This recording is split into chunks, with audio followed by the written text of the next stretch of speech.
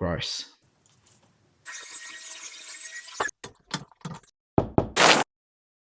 Hey team, I have just picked up a nice freebie from the Facebook Marketplace. Let's get it home into the workshop and see what we're working with.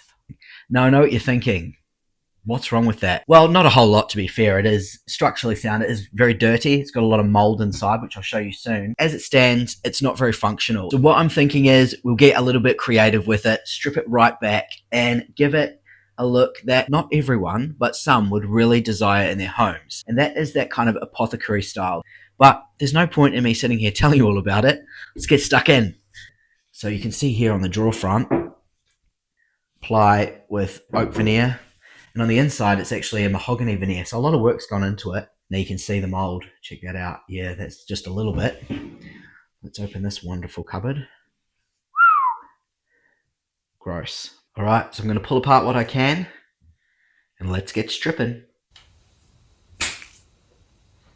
All right, so we're just going to get rid of this lovely drawer liner, which fortunately is an adhesive that's coming off quite easily. It's almost like that stuff you used to put on your books when you were a kid, or depending how old you are.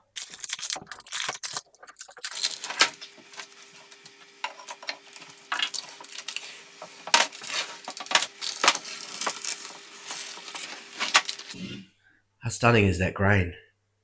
Such a beautiful color. Such a shame it's hidden away inside the drawer. Okay, we are now going to remove the finish from the drawer fronts. Now this happens to be a little bit thinner than what's on the carcass itself. It is starting to fail just because of its age, I suppose. It's starting to crack. So I think I will be able to break through this with a scraper. Now I do prefer to use a scraper. It's generally a little bit faster, less messy, but you do have to be really careful that when you are scraping, you don't go through what is very thin veneer on this one. So I'm just going to take my time, and then we'll actually use some paint stripper to get through the varnish on the carcass because it's a lot thicker, and I just don't think I'm going to get through it without damaging the veneer with a scraper.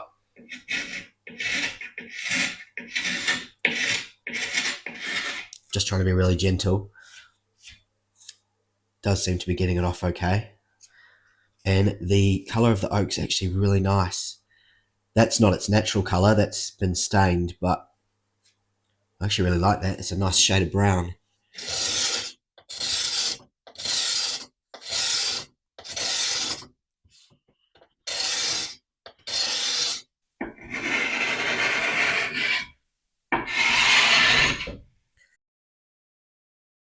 I am very cautious about applying too much pressure because I don't want to go through this veneer.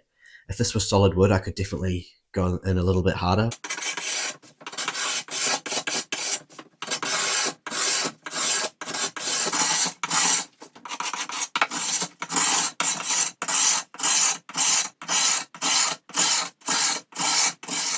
Right, we're finished with the scraping and we're now on to the paint stripper. I use Polycell.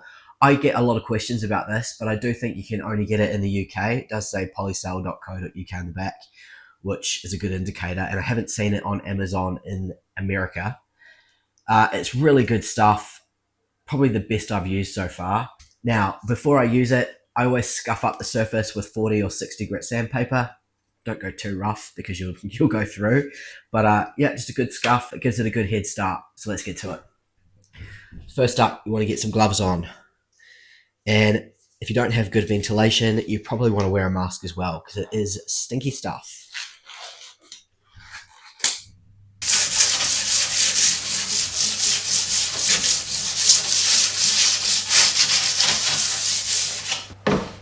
Okay, so I'm going to show you how I apply this stuff.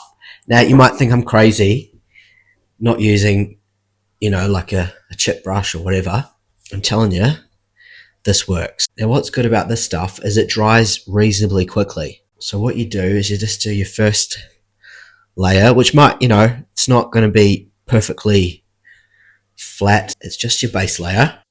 All right, so it's looking a bit streaky. But to be fair, even with a paintbrush, it would probably look a bit like that. So then you come through again and just do a second layer. Now, if I was doing this with a brush, the brush would probably penetrate, the bristles penetrate the layer that I'm trying to create. Whereas this allows me to get a nice kind of even coverage. So each to their own, but This is my technique. About 3 minutes later, you can start to see it cracking. That's a good sign.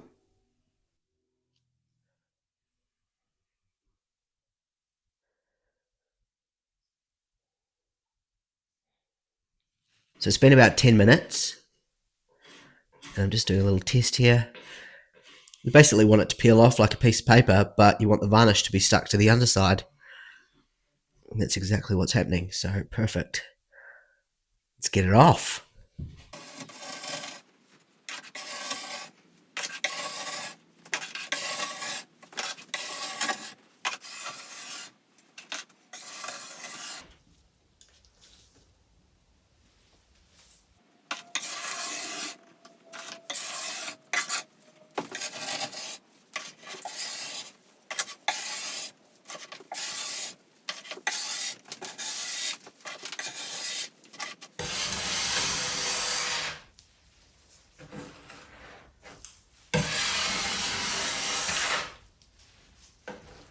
Now I do need to wash this down with hot soapy water. I just use dishwashing detergent and hot water. But I just wanted to show you how clean that is. It hasn't dripped everywhere. I haven't got one single drop on the floor. Excuse the floor though, that's just a mess from other things. That is very clean paint stripper. And it's done a fantastic job as well. So hopefully a bit of hot water will just remove the residue. And then it will just need a really light sand.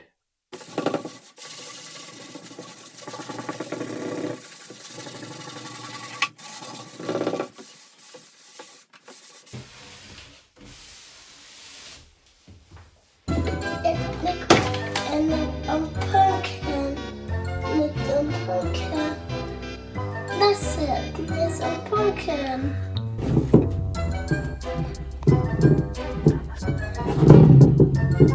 That's other pumpkin.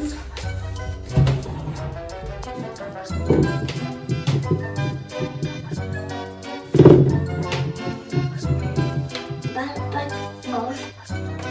Back on. Oops.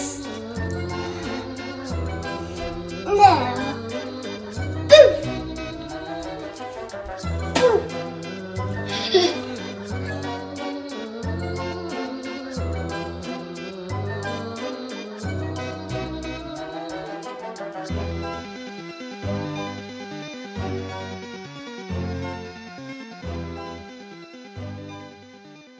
Everything's come up quite well now that it's all dry.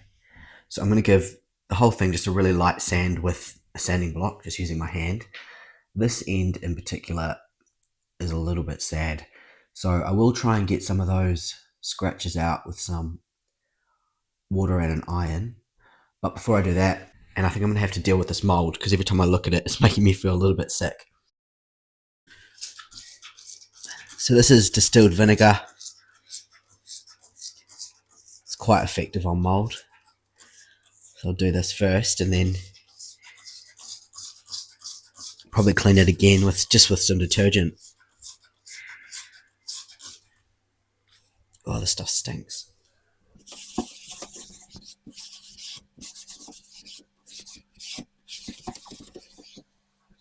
This wood in here is really beautiful. I love that colour.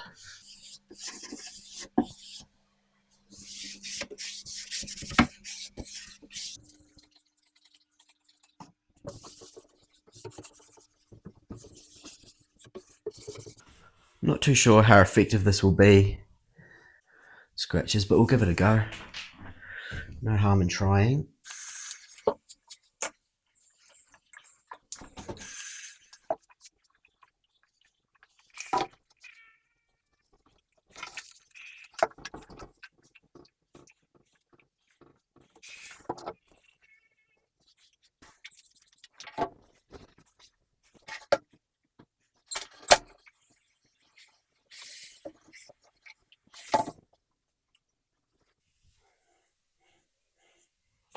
All right, so it's dried out. I think it's made a slight amount of difference, not a whole lot. I've just given it a light sand with 180 grit. Some of you will be saying, use some oxalic acid, just on the lines.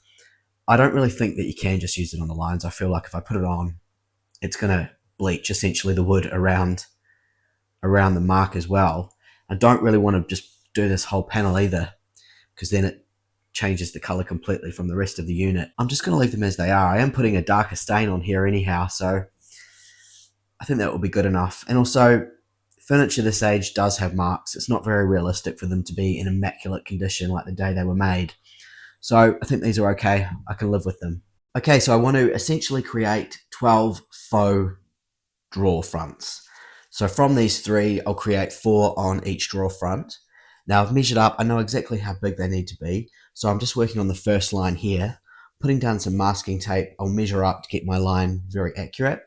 And then I will clamp on my track for my saw, and that will make sure they're nice and level.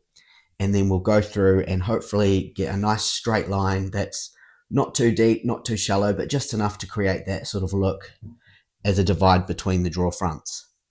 So I'll measure this up and we'll get the first one cut. Always a little bit nervous because you really only get one shot at this, and I have to do it 3 times.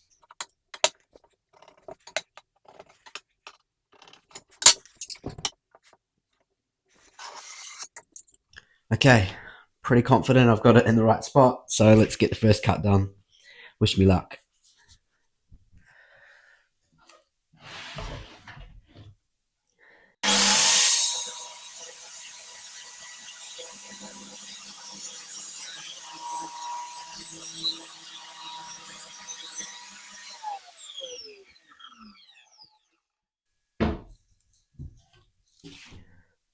Looks pretty good. Seal.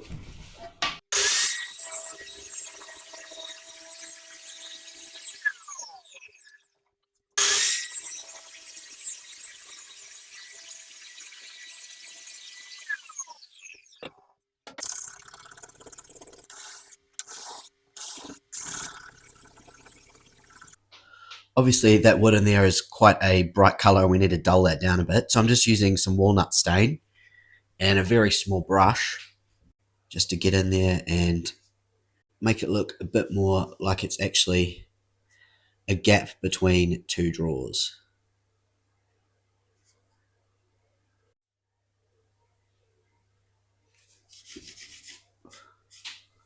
Now, even though these holes from the previous hardware are probably going to be covered, I do want to fill them in just because I feel like that's the right thing to do. So to do that, I'm going to use this little wax block, need a little knife, and a soldering iron or a little hot iron. Now, if you don't have that, you can just use a match, which is what I used to use before I picked up this from Amazon. I think it was about £7. A little trick, just pop a little bit of masking tape underneath so that it doesn't drip straight through. This thing is piping hot. Might turn it down a little bit. Right. I just kind of hold it over the hole roughly, and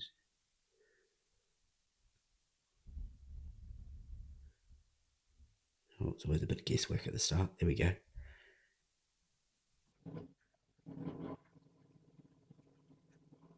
So we fill the hole in, and I always just go do a little bit more than you need to.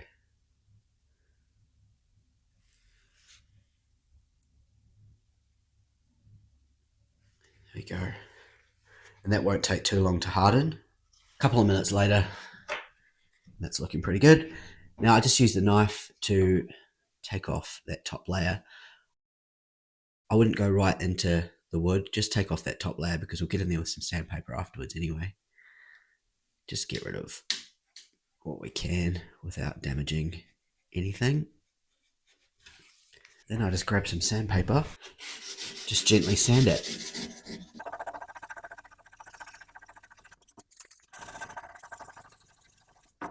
Alright, so that's nice and flat.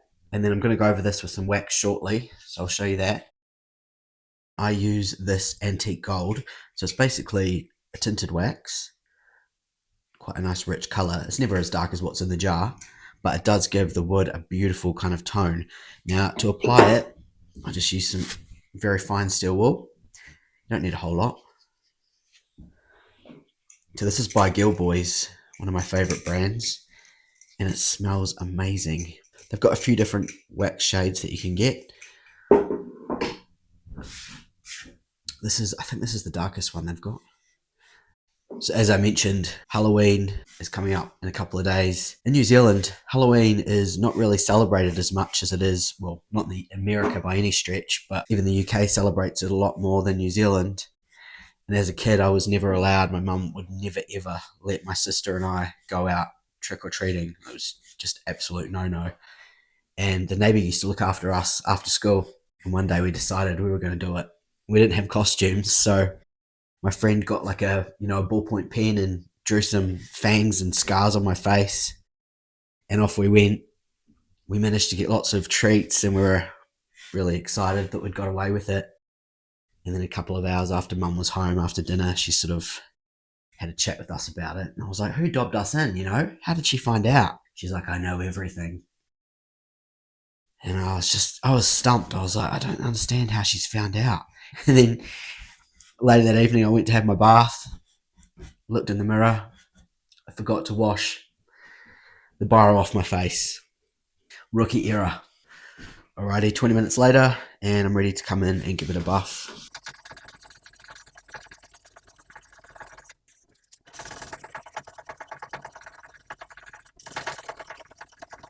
And I think it's pretty evident that the top one is the one that we just buffed.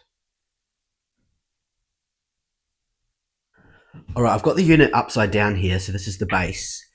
Now, I want to put some legs on this unit to give it a bit of height, and what I'm thinking is this kind of style isn't really fitting in with the apothecary cabinet look that I'm going for. So I'm going to remove this part and this part here, and then I'm going to make one cut across here. So basically this top piece will be gone, and then the whole bottom of the unit will be flat and square.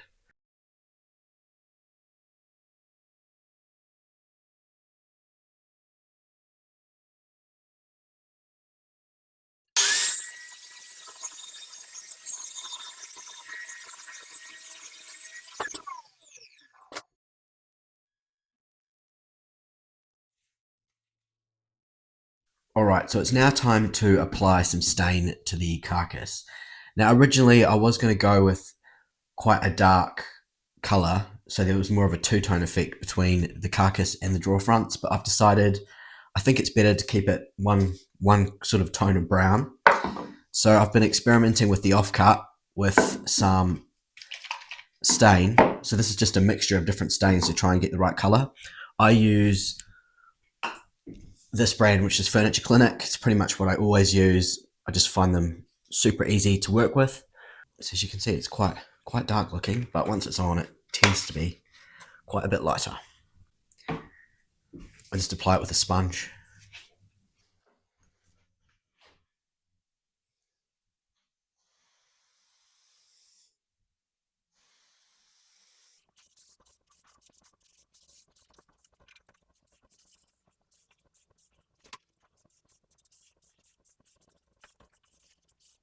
Alright, so I'm going to leave that on there for about 1 minute, and then I'll come back and wipe off the excess.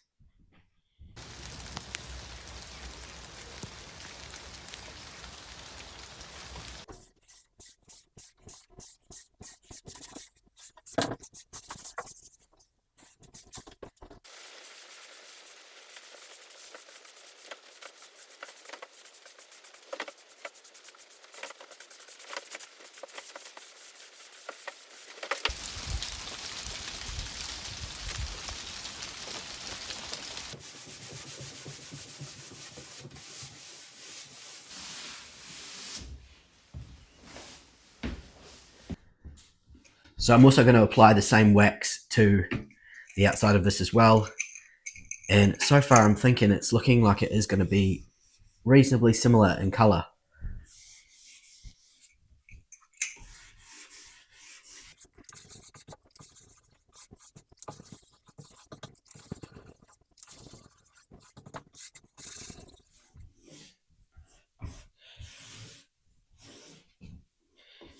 Alright, I'll give that about 20 minutes and I'll come back and buff it out.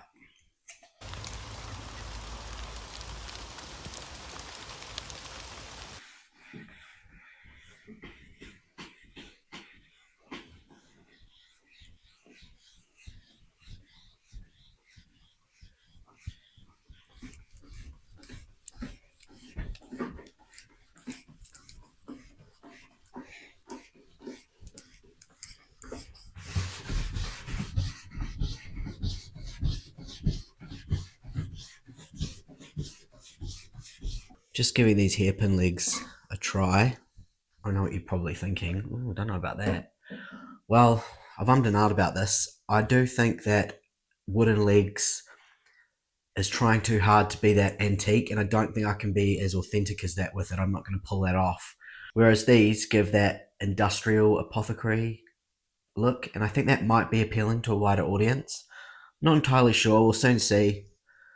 You can roast me in the comments if you don't like them. It's okay. I'm a big boy. But I'll put them on and see what I think. So the original hardware did require the 2 holes, but I'm only going to need the 1 for the single draw pull. And I've got this hole here that I need to sort out. So I could fill this in with the wax like I did on the others, but nothing's going to be covering it, so it probably will stand out a little bit. So what I was thinking was I might just create like a little faux looking lock. I think it adds a bit of character, and obviously we'll sort that hole out. So I just need to drill a slightly bigger gap for this to slot into.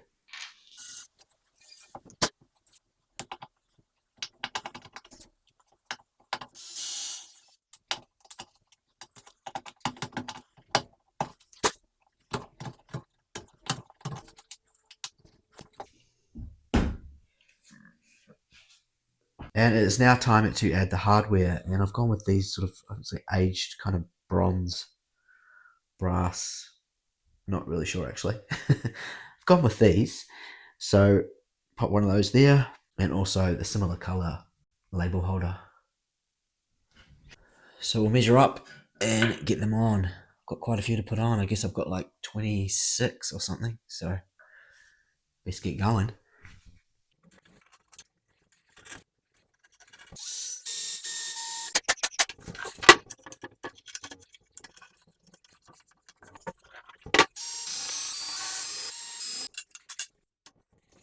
I'd like to make some labels to go in here, but I actually don't have a printer. But what I do have is another machine that I think will cope okay with the job.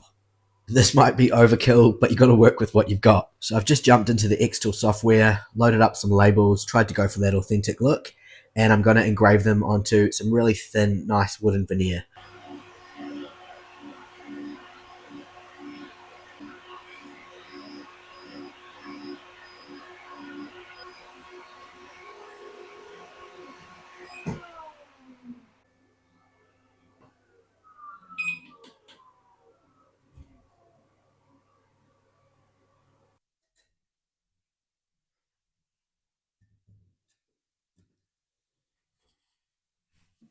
And to finish things off, I just apply some liquid beeswax to the exterior and interior of the drawers.